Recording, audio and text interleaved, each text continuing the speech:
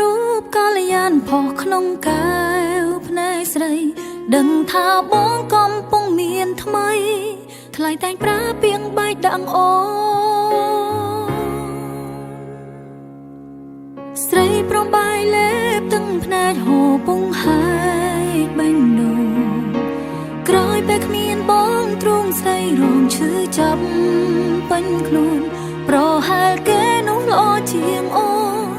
ទើបស្គនហ៊ានក្បត់ពាក្យសន្យាក្រៅពីបងអូនមិនស្នេហ៍នាងណាអូនស្នេហ៍